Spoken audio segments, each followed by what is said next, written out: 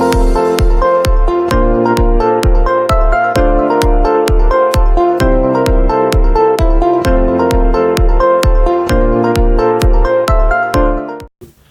morning, good afternoon, good evening.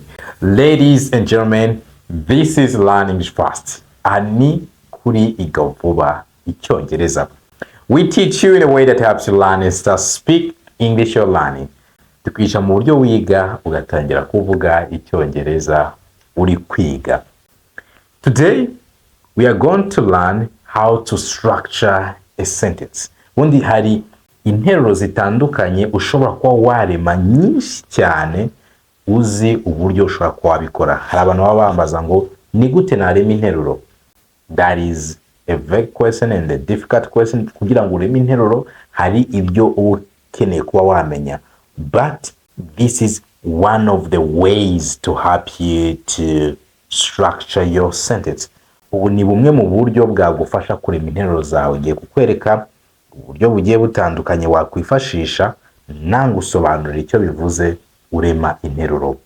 If you wish to speak English, you should be here. Niba wifuza kuvuga Icyongereza, ndakubwiye ngo ukwiye kuba uri hano. We want you to know that we can teach you wherever you are. Aho waba uri hose twakwigisha. If you are in USA, Canada, Europe, or any part of the world and you feel like you need to be part of us, I'm telling you, we got you covered. Uri muri Amerika, muri Canada, muri Europe n'ahandi hose ukaba wifuza kwigana natwe, we have wonderful lessons for you. Dufite amasomo meza cyane yagufasha kwiga ugakomeza kugenda uzamuka. You might be the next person to be speaking English fluently and confidently. Ushobora kuba ari wowe umuntu ugiye kuzajya uvuga Icyongereza wifitiye icyizere ndetse udategwa. If you need that, just get a number 07802931112 or 0728000427. Wafata nimero zacu 080299312 cyangwa se ukifashisha 0228034227. Isomo tugiye kukwigisha warisanga mu gitabo cy'interuro 5000. Iri somo nimo tugiye kurikura. Kuvuga ngo we are just going to give you small part of what is in the book. Ndetse bisobanuye no mu Kinyarwanda. Tugiye kuvuga agace gato cyane kare muri iki gitabo. Okay, now let's start with the first structure. Uburyo ushobora gukora structure yawe, uburyo ushobora kurema interuro yawe. Ushobora kuvuga ngo I was wondering if. Ubwo nibwo buryo bwa mbere. Iyo tuvuze ngo I was wondering if, uvuze ngo nibazaga niba. Rero iyi ni interuro y'ikibazo ariko itagaragaza ko ari ikibazo. Ni ukuvuga ngo ni indirect question. Ni ikibazo kiba kitari direct, kitari cyako kanya ngo tubona ko ari ikibazo ariko ari ikibazo. Example, you can say I was wondering if we can go together. Nibazaga niba twajyana. I was wondering if we can go together. Mu yandi magambo ni kuvuga ngo twajyana. Byakunda ko tujyana. I was wondering if we can go together. Next, you can say I was wondering if you will arrive here early. Nibazaga niba uzagera hano hakiri kare. I was wondering if you will arrive here early. Ntabwo ari early, ni early. I was wondering if you will arrive here early. Another question, you can say I was wondering if I can be able to speak English like you. I was wondering if I can be able to speak English like you. Nibazaga niba navuga Icyongereza nkawe. Hari abantu bajya bambaza ngo ese byakunda ko nakiga Icyongereza nkakivuga nkuko ukivuga? I'm telling you, you can even be better than me. Wanakivuga gusumbya nge, byaterwa n'umuhate washiramo, but you have to bear in mind that it's gonna take you time and effort. Bizagutwara igihe n'imbaraga. If you do that, I'm telling you, you just get there. Uzagerayo, just be patient. Wowe ihangane. Okay? I was wondering if I can be able to speak English like you. Next phrase, you can say, I was wondering if we have enough money. I was wondering if we have enough money. Ni kuvuga ngo nibazaga niba dufite amafaranga ahagije. Now I can even say I'm wondering. I was wondering, nibazaga, no, I'm wondering ndi kwibaza. I'm wondering if you are getting what I'm teaching you. I'm wondering if you're getting what I'm teaching you. Ni kuvuga ngo ndi kwibaza niba ibyo ndi kukwigisha uri kubyumva. I'm wondering if you're getting me. Ndi kwibaza niba uri kunyumva. I'm wondering if I'm gonna get what I need. I'm wondering if I'm gonna get what I need. Ni kuvuga ngo ndi kwibaza niba ndibuze kubona ibyo nkeneye. Another one, you can say, I'm wondering if he's gonna be here on time. I'm wondering if he's gonna be here on time. Ni kuvuga ngo ndi kwibaza niba ari buze kugera hano ku gihe. I'm wondering if he's gonna be here on time. What are you wondering? Wowe uri kwibaza iki? That is, I'm wondering and I was wondering. Let's see another structure. Reka turebe indi structure twakoresha when we are speaking English. I want you to be here and get to the level of speaking English. Uri hano nshaka kugira ku rwego ko wavuga Icyongereza.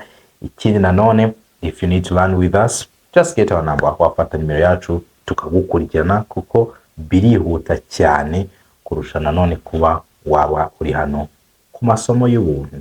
Just you too, if you don't have the means, niba udafite ubushobozi, nta kibazo, komeza uryoherwe n'amasomo y'ubuntu tukugezaho. Good. Next structure is, what would you do if? What would you do if? Wakora iki habaye cyangwa se ubaye. Example, what would you do if you were president? Wakora iki ubaye uri president? What would you do if you knew English? Wakora iki ubaye uzi Icyongereza? What would you do if you knew English? Ubaye uzi Icyongereza, wakora iki? Next, what would you do if he was around? Abaye ari hano, wakora iki? What would you do? Wakora iki? What would you do? Iyi ni structure uzajya ubaza umuntu, ni ese bimeze gutya yakora iki? What would you do if you need to learn English? Wakora iki ukeneye kwiga Icyongereza? What would you do if you needed to learn English? That is what would you do. Let's see another structure. Next one is it true? Is it true? No kukubaza ngo ese nukuri, cyangwa tukatwavuga ngo is it true that? Nukuri ko. Examples, is it true that you live in USA? Byaba ari ukuri ko utuye muri Amerika? Is it true that you live in USA? Is it true that you wanna speak English like native speaker? Is it true that you wanna speak English like native speaker? Nukuri ko ushaka kuvuga Icyongereza nk'umunyakavukire w'Icyongereza? Is it true that you wanna speak English like native speaker? Is it true that he arrived here? Byaba ari ukuri ko yageze hano? Is it true that he arrived here? Byaba ari ukuri ko yageze hano? Next one, is it true that you love me? Byaba ari ukuri ko unkunda? Is it true that you love me? Byaba ari ukuri ko unkunda? No, is it true that you love him? Byaba ari ukuri ko umukunda?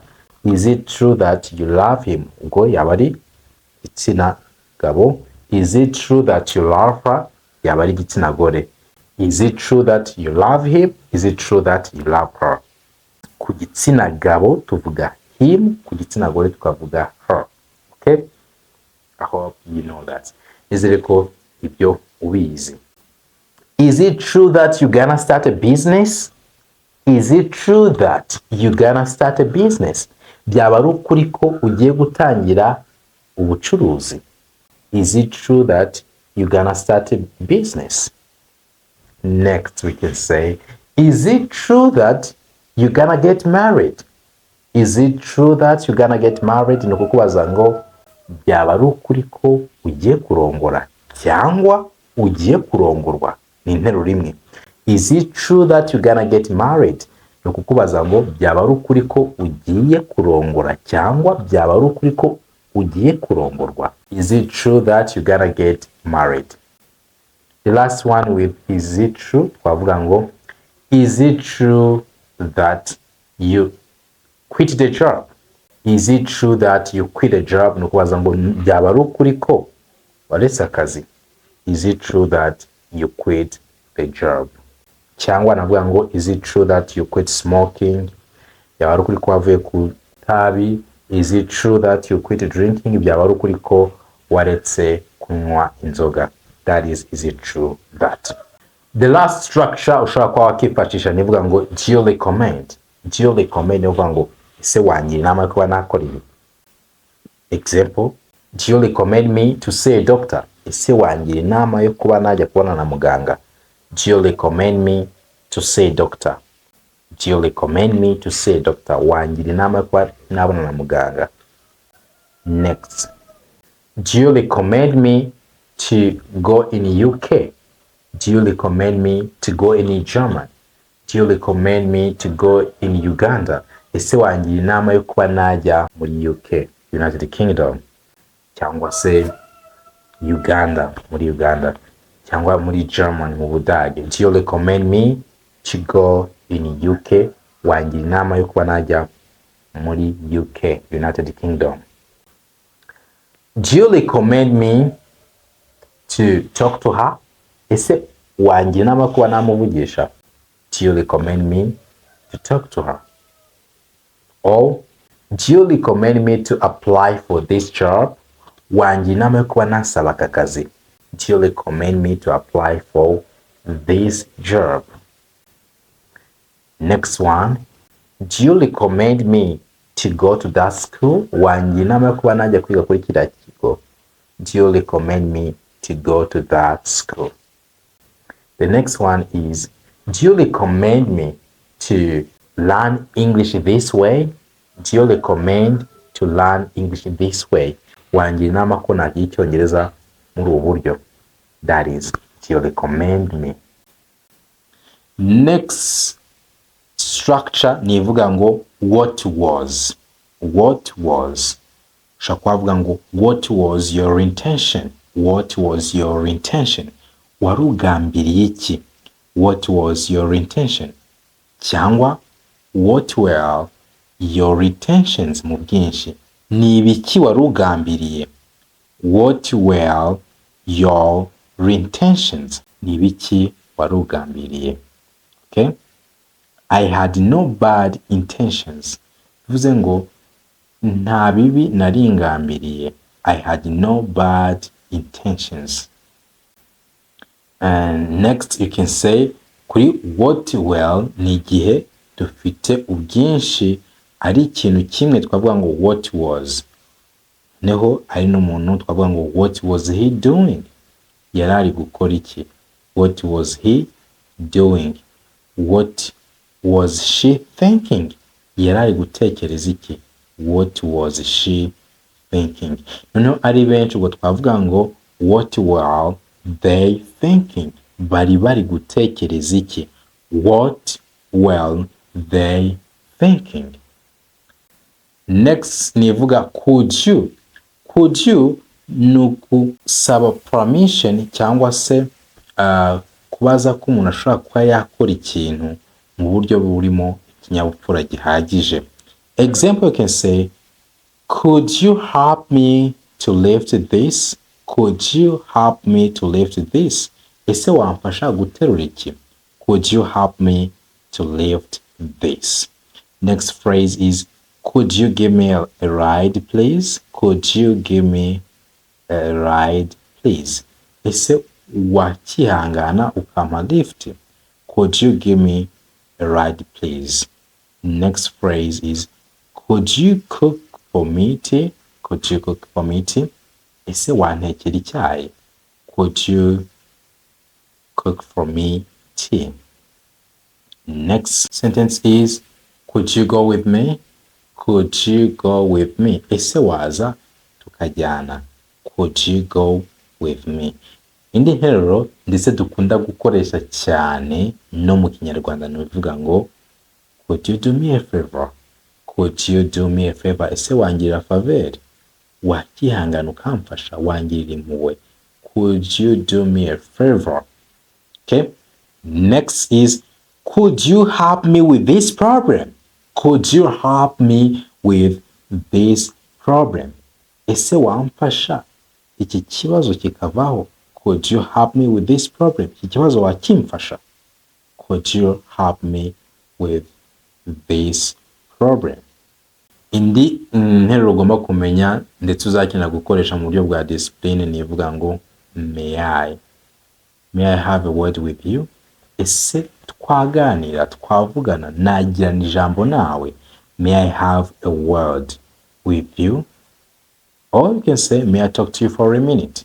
May I have a word with you? Navugana nawe. No. May I talk to you for a minute? Navugana nawe akanya gato. May I? Ese byankundira. May I talk to you for a minute? Tuvuga minute. Ntabwo tuvuga minute. We say minute. Okay? I hope you get it. May I talk to you for a minute? May I have a lunch with you? Ese twasangira amafunguro ya saa sita? May I have a lunch with you? Or you can say, may I have dinner with you? Ese twasangira iby'umugoroba? May I have dinner with you? You have to remember that ibiryo turya mu gitondo tubyita breakfast. Ubundi break ni akaruhuko. Ijambo break ni nko kuba ushizemo ikiruhuko ukaba uhagaritse kuba wakora ikintu. Noneho kera ntabwo babaga bariye, okay, ijoro ryose babaga batariye, none uvuga ngo babaga bafashe fast, uvuga ngo biyirije. Iyo wakoze fast ni igihe utari kurya. None tuvuze ngo breakfast, bivuze ngo ni uguhagarika cya kiruhuko cyo kurya twari twashizemo. So tuvuze ngo breakfast tuba tubihagaritse dutangiye kurya mu gitondo tukarya. So tukagira lunch. Lunch ni byo kurya ya saa sita. Hagati ya lunch na breakfast habamo ibiryo twita brunch. Noneho ibiryo by'umugoroba tukabyita dinner. I hope you will keep that in mind. Okay, next one you can say, may I leave? Ese nagenda? May I leave? Ese nagenda? Or you can say, may I suggest something? Ese hari igitekerezo natanga? May I suggest something? Ijambo suggest rivugwa mu buryo bubiri. Ushatse wavuga ngo suggest, but uburyo bukunda gukoreshwa cyane ni suggest, ariko na suggest byakoreshwa. Ubundi mu Cyongereza hari amagambo dushobora gusangamo pronunciation ebyiri cyangwa se uburyo bw'imivugire bw'iryo jambo bubiri. May I suggest something or may I suggest something? Ese natanga igitekerezo.